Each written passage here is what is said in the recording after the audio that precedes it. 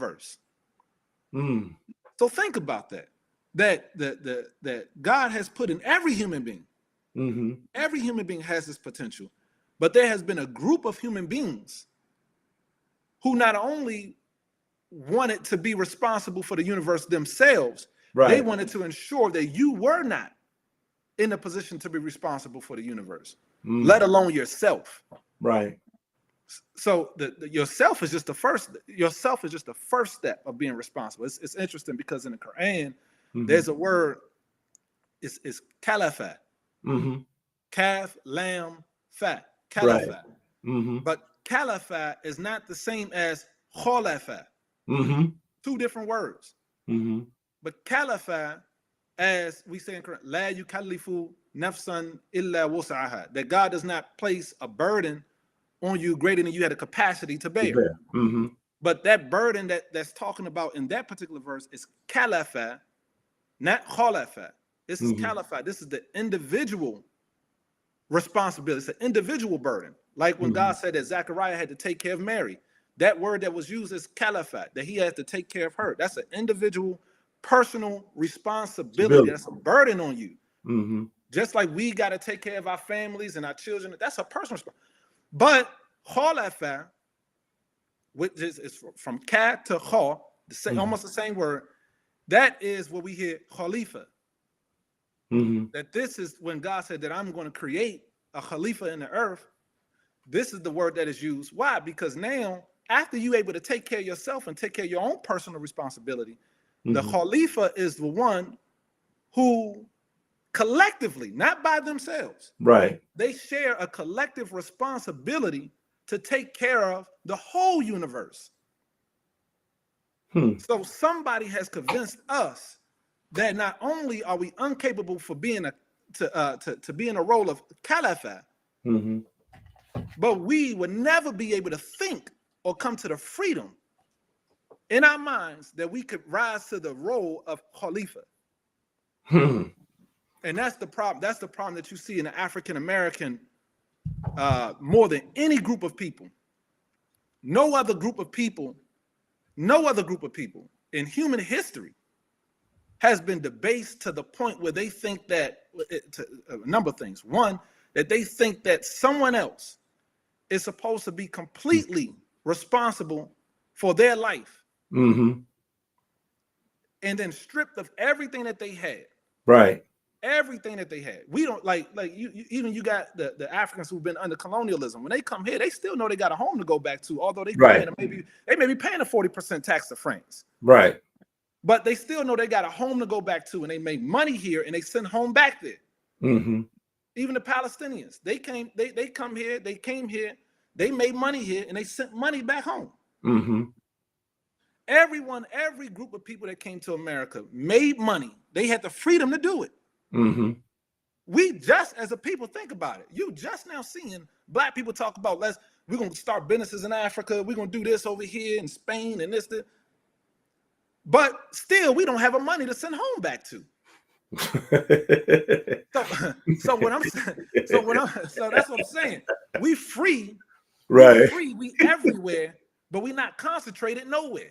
And that takes not just leadership, that takes a mind that has been freed, that a mind that knows freedom, that knows justice, that understands equality, but a mind that is yearning for independence. That's what that takes. And we situated best for that. So what I'm hearing you say in some instances then with entrepreneurship and people not being able, because I'm hearing what you describe as a hustle mentality. Yeah.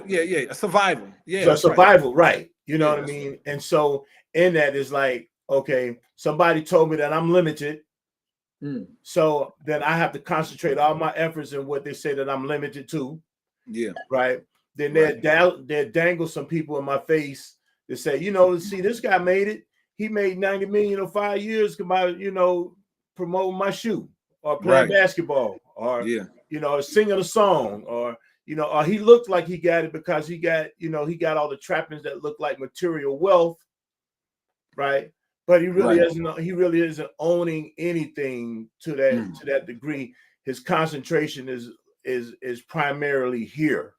Yeah. Right. So Right.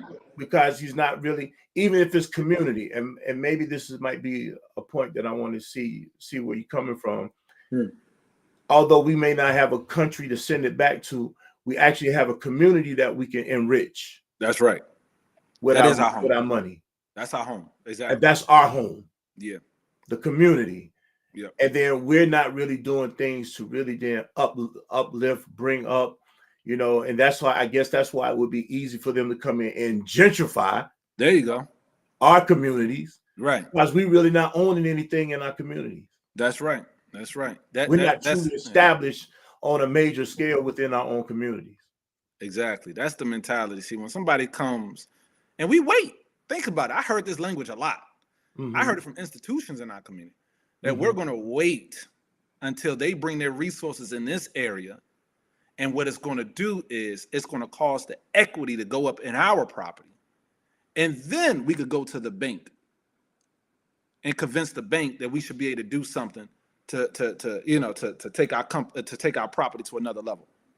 So we wait for other people to come and start designing our neighborhoods for us to get a little crumb, get a little equity in our property before we actually do something. So that going back to that crumb again, not the pie. We back at the crumb again. That's exactly. We should be in a position we say, hold on. 20 years ago, 30 years ago, where are the brothers at? Where are the men at? We're gonna buy up everything in this area. I don't care if you only make $5 a day. I need $1. I need $1. Why? Because when we put that type of thinking out, God gonna bless you. Because why? You trying to protect the neighborhood and prevent it from social ills from creeping in and causing your whole community to be polluted.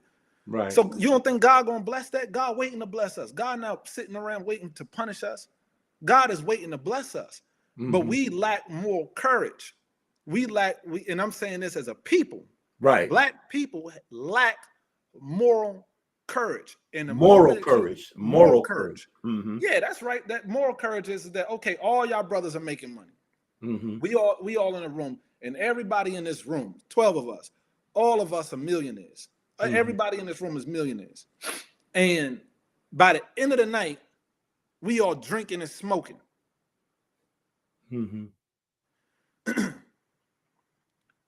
But you know that these same things that we are involving ourselves in, if you just step back, drinking and smoking, look at how many people are incarcerated due to drug-related activity.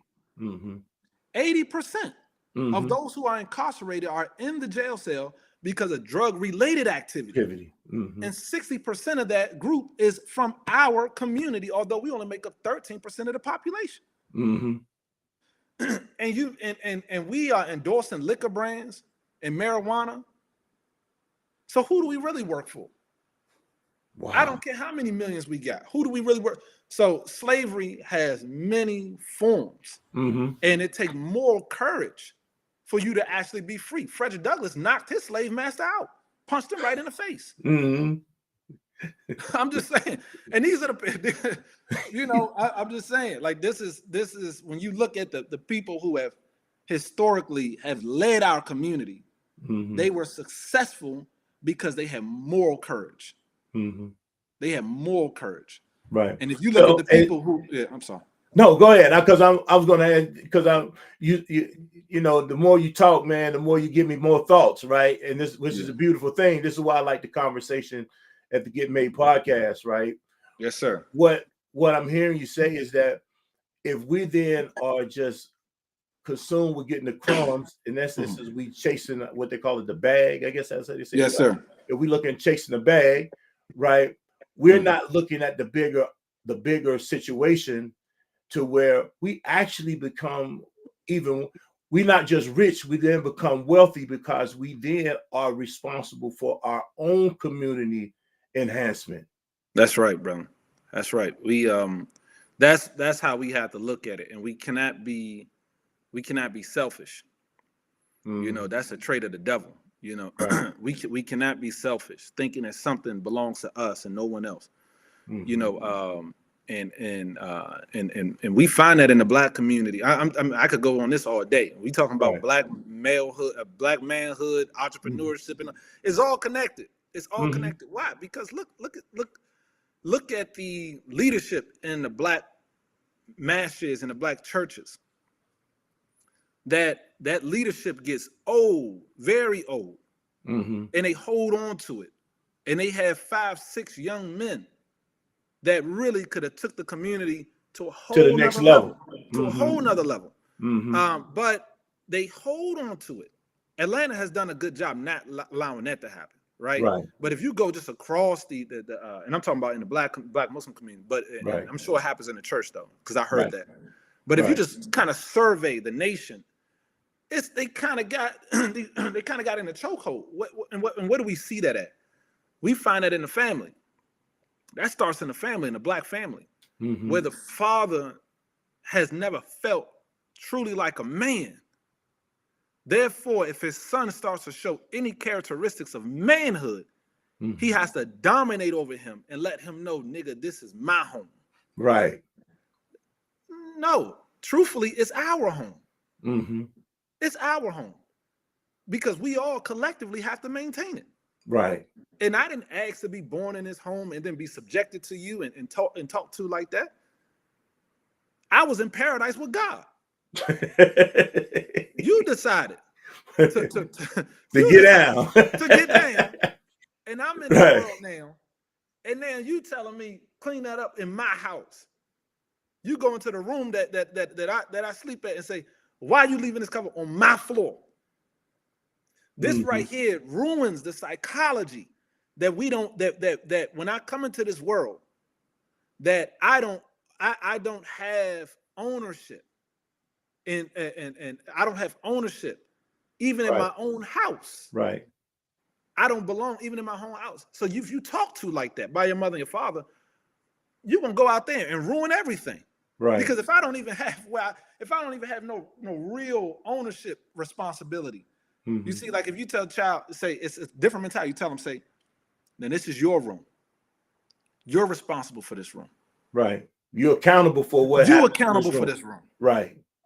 That's a whole different mentality. So when that's actually empowering them with leverage. Exactly. Exactly. Like you take a group of young men who they walk up and down the street all day, every day. And then you talk to them about empowering them to clean up their community, to create a paradise right here on earth for themselves. And they put on this outfit and they go out there and they pick up this trash and put it in the trash bag. You think they're going to come back and just take that trash out the trash bag and throw it right on the floor after they don't spend all this time cleaning it up? No. They're going to ensure that it stays clean. And if they see somebody else drop trash, they're going to say, hey, yo, we should tell that dude pick that up. I had to do that when I was young. I saw we cleaned up this whole street. And this guy right here off of Gresham in Atlanta, when we was in high school, we saw him throw some trash in there. I would have never thought to do this. But that same energy I had coming from DC, I'm like, hey, pick that up. Hey, older guy, he looked at me like, I said, yeah, pick it up. He reached down there, picked it up. You know what I mean? You know?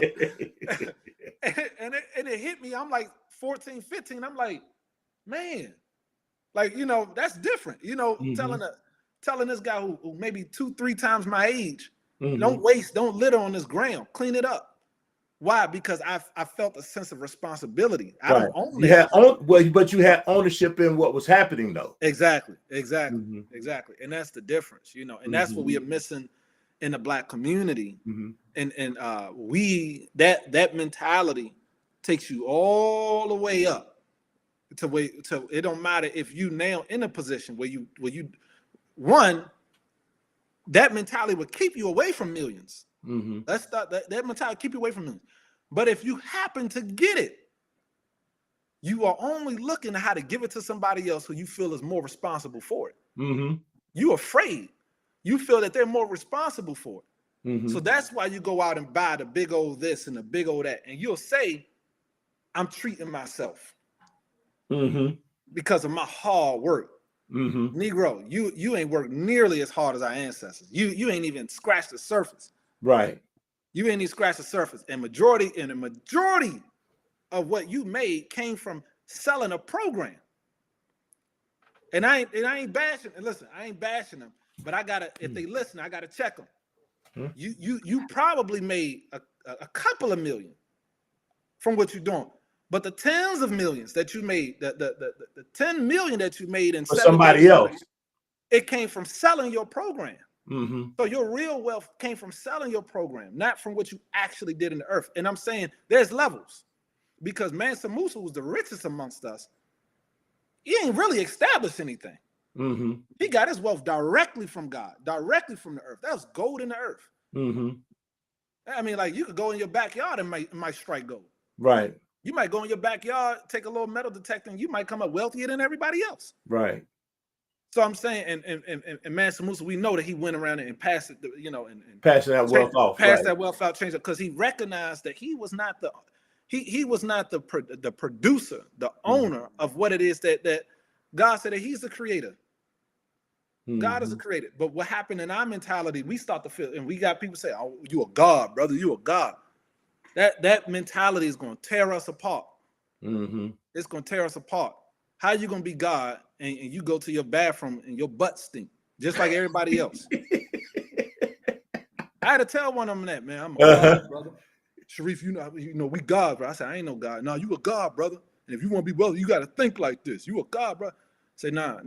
If you want to destroy your life very quickly, you think like that. Right. So, Sharif, I'm gonna ask you a question, man. This is, I know, but I want the audience to be introduced to you. How old are you? 32. 32. Yes, all sir. Right, so that's like 1992. Yeah, exactly. Okay. April 1992. And so we kind of have,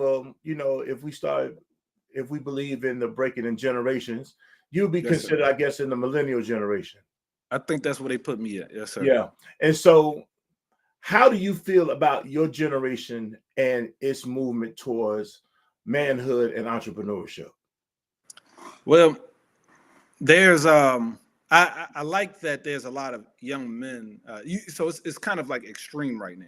Okay. You have young men who are seeing other young black men make money. So they're excited and they're looking for opportunity. And they come to me, and I see it and I'm like, wow, I really love that, Then you have the other group that's like behind the video game all day type of thing, behind the social media, behind the video game all day. So you kind of have like these two extremes, this get rich quick, and me, sit in my underwear, eat Cheerios, and let the women of my family, take. You kind of have like those two extremes, and I think that and there's certain people that have dominated in the social media space, and even till this day, they continue to create an imbalance.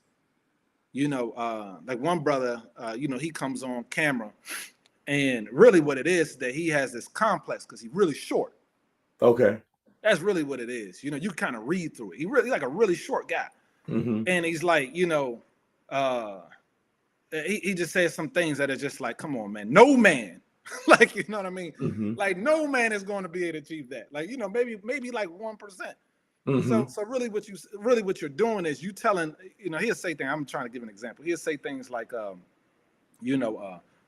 sisters, if he ain't making $1 million a year, you don't deserve him.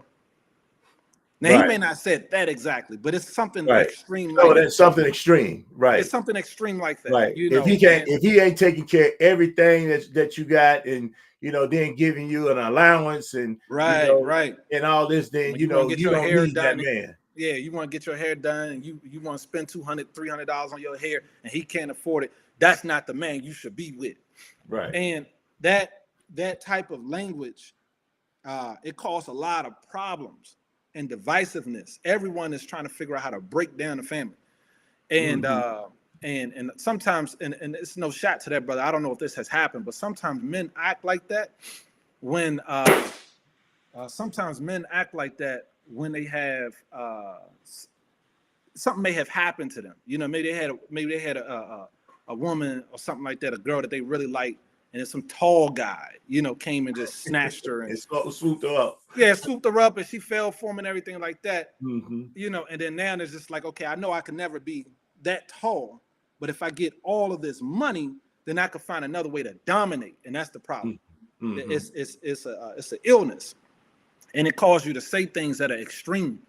Mm-hmm. And there are elements of it that I like, that are attractive, that are like manly, but it's just extreme. So the balance, and this is for all men who are listening, black, white, it don't matter who you are. I'm telling you, if you got anything from my message today, the perfect balance is in a human being called Muhammad the Prophet, sallallahu alaihi wasallam. The prayers of peace be upon him. You're gonna find a perfect balance in him. I'm telling you, just mark my word. Go read. There's a number of books that talk about his life, but that you'll find that he had the perfect balance. He was a leader. He was a leader in many fronts. A leader in business, a leader in education, a leader in women's rights, right? A leader in war, right? A leader in governance, a leader in all these facets that we have that make up our life. He was a leader and was perfect in them. As perfect as a human being could be in that, including family life. Including family life. So I know, like, just as I expand my family, I'm like, man, like he got to be the most dynamic human being. Not got to be. When you read about him, it's like he is. Right. And I'm only saying that to say we got a lot of people who are trying to present themselves as the person that we should be following for our lifestyle, and they're false prophets. They're false. The perfect example for our life. It don't matter if you're Muslim, Christian, Jew, whether you don't call yourself a Muslim. It don't matter. Right.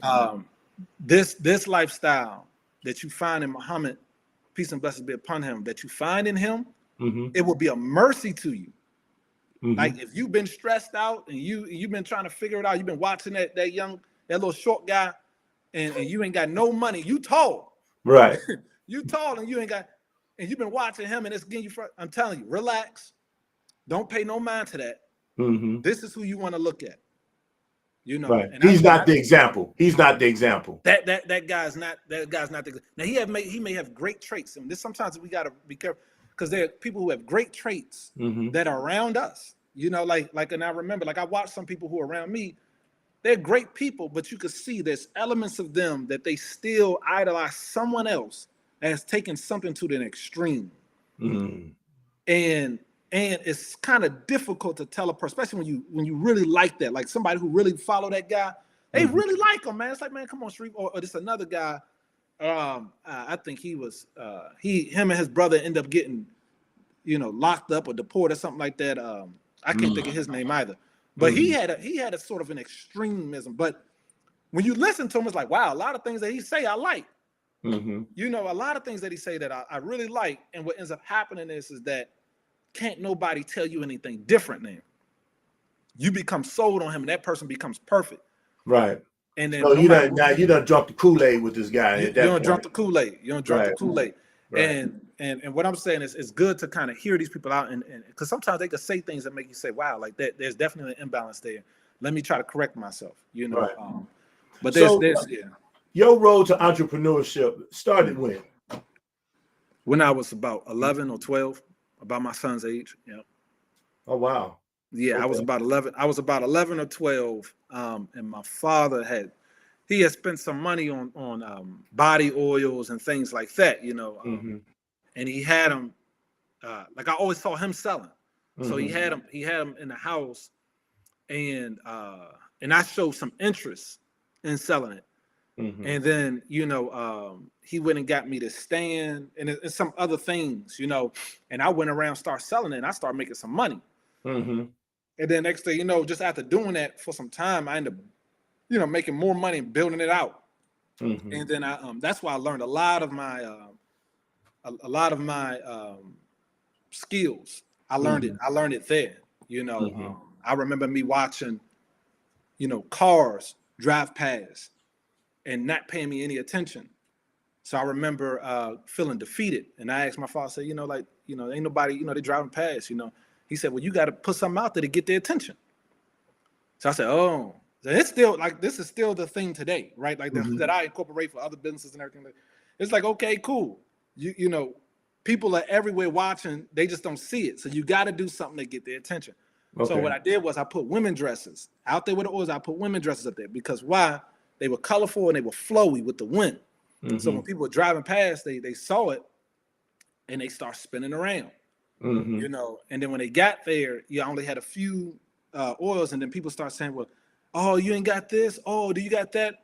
So I start building it up, and my average order value increased, right? Like, so I started adding all of these different type of things. And what I realized over time, I said, okay, I remember me counting the number of cars that went by, and I remember me counting the no's, and I remember me counting the yeses. And I remember me significantly increasing that number. And when I was like, you know, I was young, you know, I remember when I was like, and I learned a lot of street smarts then too.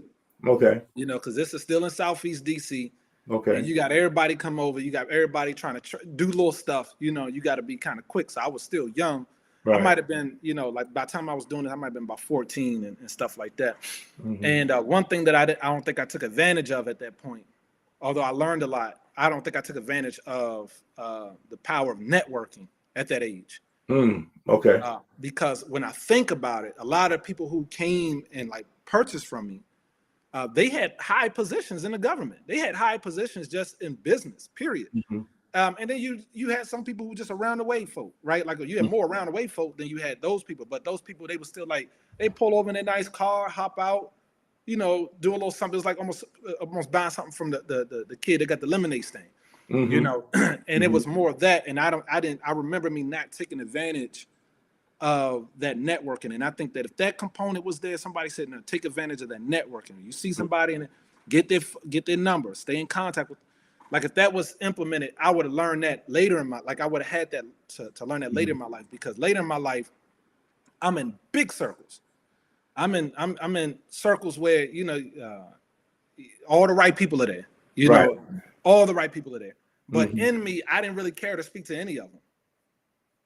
I just didn't have it in me. I didn't really care, and I didn't really understand it. And this is like, I'm in my mid 20s, you know, and I'm sitting with, you know, the CEO of Sam's Club or, you know, whatever it may be. And I'm just, and it's like, okay, we eating dinner, but I don't really care to, and I watch other people move like that. Other people's like, Sharif, hold on, we talking, but let me go. I'm gonna talk to this person real quick. I'm gonna get the information because we getting ready. I need to set up a deal.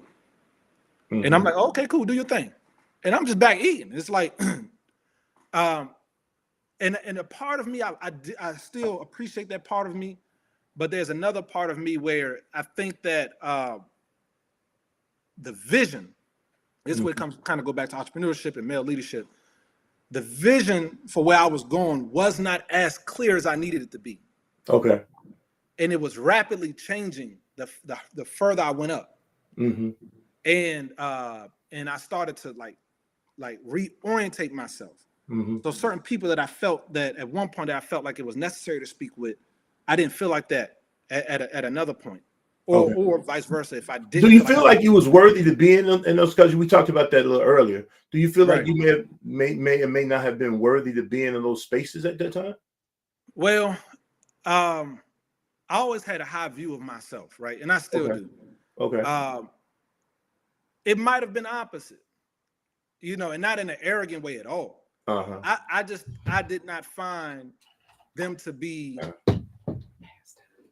comfortable like being in my space, right? Like it might have been a little opposite. It's more like I'm good without any. I'm really good without any of you all, and I'm safe without any of you all. Like and I feel comfortable without any of you all. But I think for me it was more of not really understanding the vision, because when the vision became clear, then all the and strategy, the vision is there, but there's another component called strategy that I missed out on how to get us to that. And I got us far, but there was another component, and that was like when you in these rooms here, some of these people who you may not even like, you may not even like what they about. You want to read their story, you see what they investing in and all those type of things. So you really don't care. You care less about. And I'm listening to these people. They regular people. You know, and everyone at that table, they getting plugged in at that moment. At that very moment, everyone is getting plugged in. You know, and it made, for me, I think that I was not clear on the strategy before I got there on how to utilize everyone, because now I'm more like that.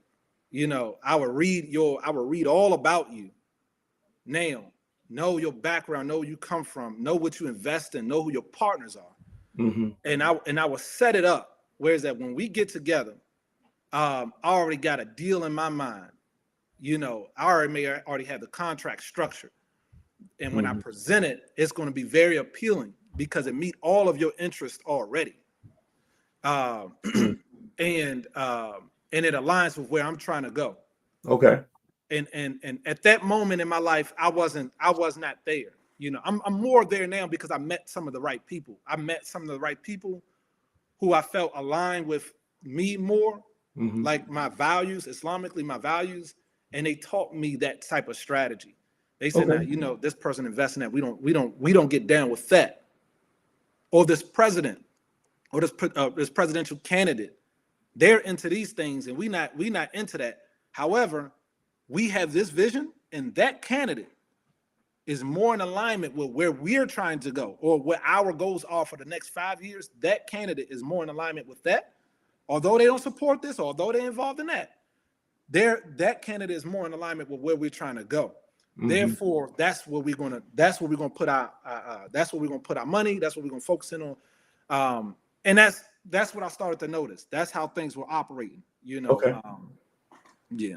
Okay. So as we get ready to close out this segment, I'm actually, you know, I'm saying this now. I probably should have said this in the beginning. This is going to be a 2-part series, right? Obviously, man, if you would accept the invitation, I definitely at some point would love to bring you back in the near future, you know, to have more of a conversation here on this. But give me 3, if I want somebody to walk away with something today in order to start implementing certain things, and they have to do the research on it as well, as you know. But give me 3 things, man, that a person need to do in order to start moving towards entrepreneurship and success in entrepreneurship. Specifically for men or black men, or just in Especially for general? black men. Yeah, specifically black men. All right. I would say set a schedule every day. You may want to take a break on the weekend. That's fine. But set a schedule every day where you are becoming stronger in 5 main aspects of your life. Spiritually, if you're Muslim, we pray 5 times a day. Study your book. If you're not Muslim, still study. And work out physically. Work out every day. Do something every day. You know, it's spiritual, it's financial. Go make some money. Cut out a part of your time. If you freed up, or if you work at a job, work the hardest. Work harder than anyone else, right?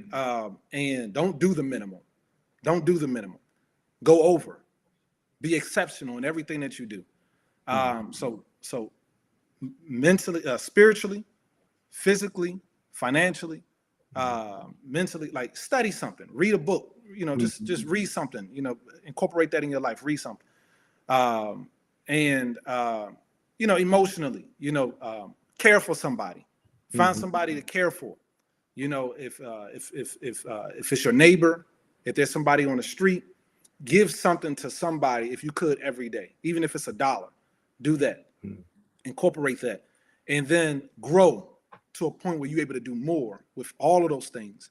And no matter where you are today, in 1 year from now, you're gonna be surprised at what you actually became. You know, that's what I would. That's like the advice. So when it comes to any of that, but when it comes to entrepreneurship specifically, free yourself, and do so by recognizing that God created you to be a caretaker of not just your personal responsibility, not just your household, yourself, your household, your family, but also to extend that to your neighbors. Visit your neighbors, talk to them, see if they need anything. Visit your school, visit your community, see what they need, and see how you could be resourceful to provide that. and then let that extend as wide as you can get it. Because the further you go, the more resourceful you'll be. The further you go, if you get to a point where now you are providing something for, in Africa, there may be an African country that needs something and you're the one to supply them, you're going to be much more endowed, much more financially strong than a person who's just taking care of themselves and trying to figure out how to take care of themselves. But that's a continuous process of growing to that point and elevating your skills. When your skills become stronger, the more you think outward. How many people can you help? And it start with your neighborhood. It start with yourself, your family, and your neighborhood. So if you have if you're not married, get married. It's going to make you stronger. The $10 plate that you were spending to buy your own chicken, you now got to spend 20. So that means you got to make more money. Have children. Because now you got to make $50, $60 now. And it's and it's going to happen. It's going to happen. No different than the squirrel getting the nut, or no different than the bird getting the worm. Right. Wow. Well, man, I really do appreciate you. You hit us with some real gems today, man. You came pretty strong. I was anticipating that, but I ain't gonna tell you no lie, man. I was really anticipating hearing what you had to say today, man, and I really appreciate it. I appreciate you, man. So tell us how people can reach you, some of your products that they can potentially get to, or this is how they can support your business and things of that nature there. Yeah, so We Buy Black now has, you can still go to WeBuyBlack.com, but we changed the name to Naspora. Naspora is Naspora. Naspora means, NAS means humankind, like mankind, and the PORA is the diaspora. It's saying that all human life come from all human life is one, and we have been dispersed out into the world. And that's a different messaging than We Buy Black. But We Buy Black is the caliphate. That's to take care of the self. Naspora is the khalifah, and that's more of in alignment with where I have arrived to. Okay. If you know, and for those who are just catching that part, you got to tune in earlier to kind of see what I'm talking about right now. Right. But I thank everybody. I thank you, brother, for inviting me. I appreciate it. You could again, you could follow me personally, Sharif Abdul _Malik on Instagram. Or you could just go to follow us in general, like I work on Naspora.co on Instagram, and you could go to Naspora.com and shop from the businesses that are on there. We just get a percentage, right? That's how we always operate. I never made money unless everyone else made money. Make money. Yeah. So I appreciate it. Yeah. Man, they say, the tide raise all boats, right? So. That's a beautiful thing, man. If I'm making money, you making money. If you making money, I'm making money. So I don't want it no other way. That's what's up. That's what's up. So this has been a great episode of the Get Made podcast. I appreciate everybody who tuned in and stayed here to the end. This is a beautiful thing. I want to let you know, of course, please subscribe. Hit that subscribe button on YouTube with the Get Made podcast. Made is M.A.D.E. Get the Get Made podcast. Please follow us there. You can also find me on TikTok at the Hassan Clay Experience. You can also find me on Instagram as the official Hassan Clay, and Facebook as Hassan Clay. And also, please subscribe. Again, like I said, subscribe to this podcast channel. We need to push this thing up, and I can only do it with your help. So again, every Monday. Also, push that notification to make sure that you get the notifications that for the Get Made podcast that's going to broadcast every Monday at 7 p.m. And we're going to see you guys next week. Thank you so much, Sharif. I really appreciate it. And assalamu alaikum wa rahmatullahi wa barakatuh. Wa alaikum assalam wa rahmatullahi.